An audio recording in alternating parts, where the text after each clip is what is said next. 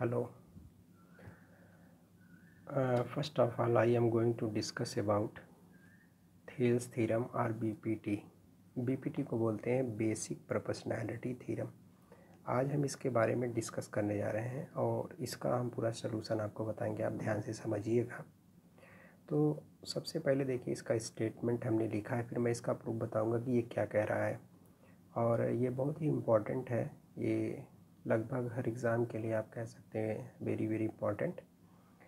तो स्टेटमेंट क्या कह रहा है कि if a line is drawn to parallel one side of a triangle to intersect the other two sides in distance point, other two sides are divided in the same ratio. ये statement है।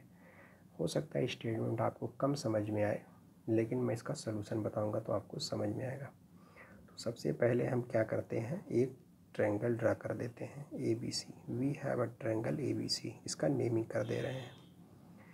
ये कह रहा है, पहले मैं इस statement पढ़ के बता देता हूँ क्या कह रहा है, तब उसके बाद इसका सलूशन बताऊँ जिससे आपको समझ में आ जाए। क्या कह रहा है?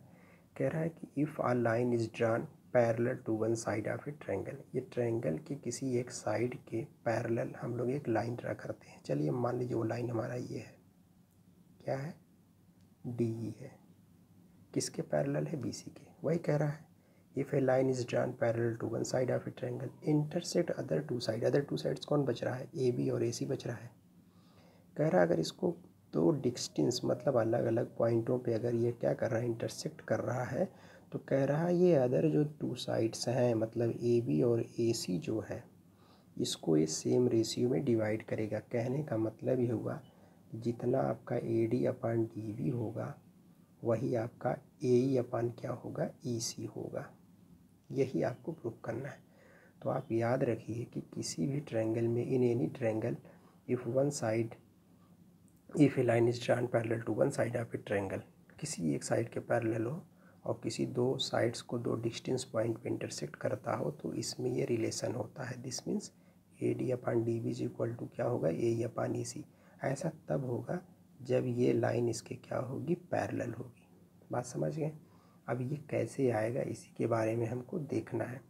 तो चलिए हम क्या करते हैं, इसमें इसका सलूशन करते हैं। तो सबसे पहले क्या लिखते हैं? गिवन।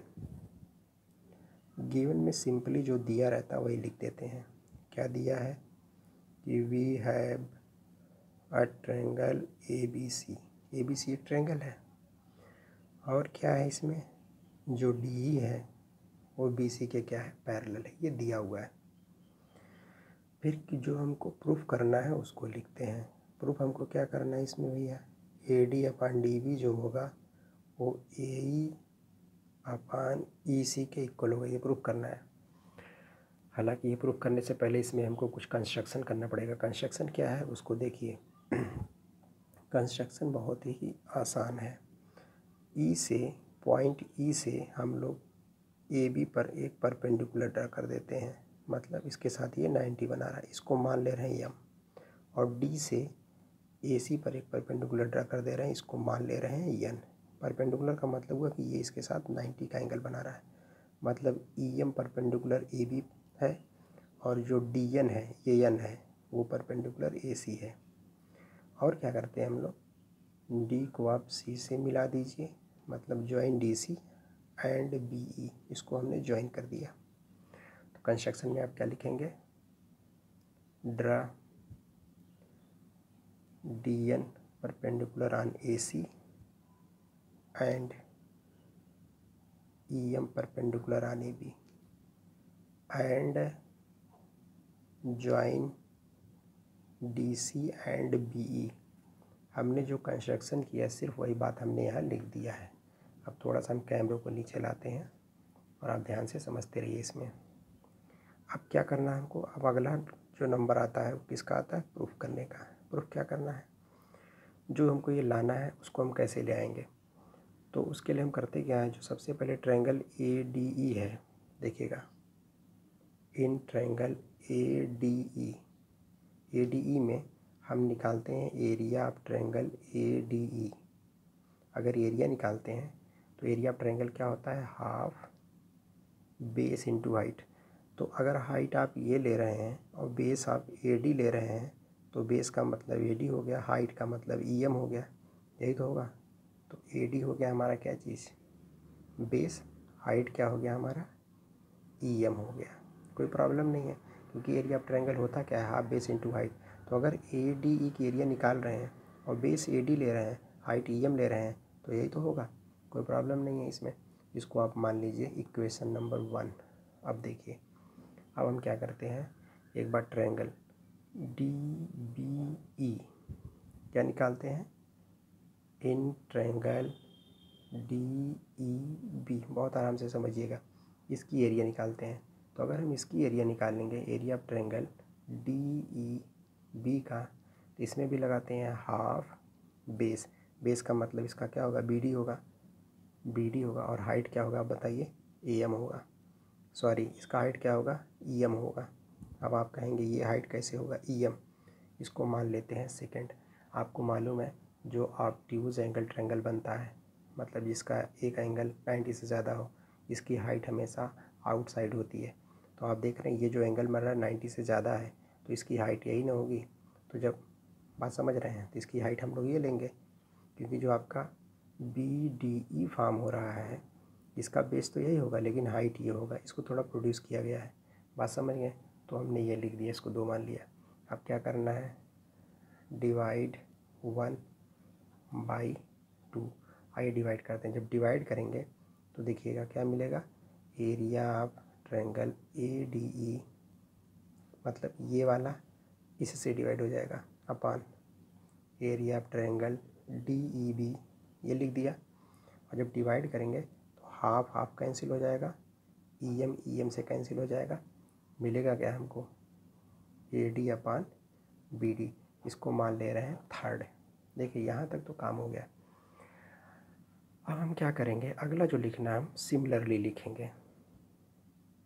सिमिलरली मतलब एक बार फिर हम ADE में बेस AE हाइट को ये लेंगे और दूसरा ट्रायंगल DEC लेंगे, ये इधर वाला जो ट्रायंगल बन रहा है इसको लेंगे, वहाँ से निकालेंगे तो वहाँ से जो रिजल्ट मिलेगा AE अपॉन EC मिल जाएगा।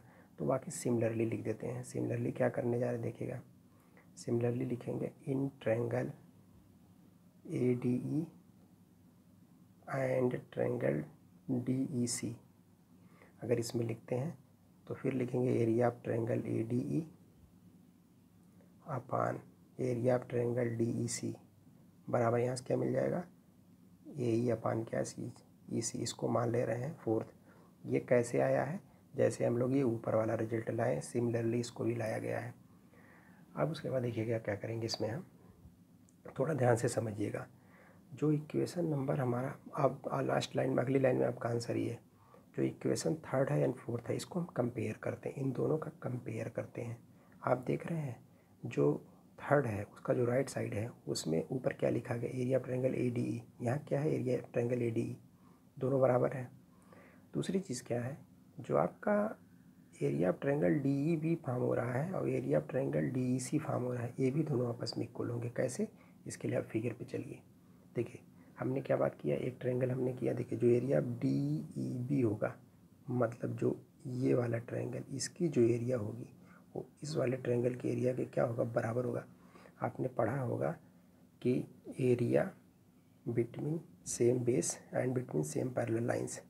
ऐसे देखिए, अगर एक बेस पे दो पैरेलल लाइंस के बीच में दो ट्रायंगल फॉर्म हो रहा है जिसका बेस सेम हो और दो पैरेलल लाइंस के बीच में, तो इनकी एरिया आपस में बराबर होती है, आपने पढ़ा होगा। उसी तरीके से देखिए ये लाइन इसके पैरेलल है, तो जो DEB है, DEB का मतलब जो आपका ये है DEB, देखिए DEB, और दूसरा क्या है DEC, देख रहे हैं दोनों का बेस सेम है और दोनों सेम पैरेलल लाइंस, मतलब इसकी एरिया इसके भी बराबर हो जाएगी। तो हम यहाँ से लिख सकते हैं from equation third and fourth, क्या लिखेंगे, since area of triangle DEB is equal to area of triangle DEC। क्यों, रीज़न क्या है, since area between same base between same parallel lines, के बराबर है, तो देयरफॉर थर्ड एंड फोर्थ से क्या हो जाएगा, जो आपका ए डी है वो बी डी के बराबर हो जाएगा। ए डी अपान ये बराबर ए ई अपान ई सी, क्योंकि जब इसका लेफ्ट हैंड साइड इसके पूरे लेफ्ट हैंड साइड के बराबर हो गया तो जो इसका ये वाला इसके बराबर हो गया, और यही हमको ले आना था। तो बीपीटी थ्योरम देखिए बड़ी आसानी से सॉल्व हो गया। तो थोड़ा सा इसको जब आप देखिएगा भाई, क्योंकि मैंने ये रिकॉर्ड किया है, थोड़ा सा ऊपर से नीचे आए, तो आप वीडियो को थोड़ा जूम स्टॉप करके आराम से समझिएगा तो आपको समझ में आएगा। ठीक है, थैंक यू वेरी मच। अगले वीडियो में हम इसका कन्वर्ट्स लेकर आपसे मिलेंगे, तब तक के लिए धन्यवाद।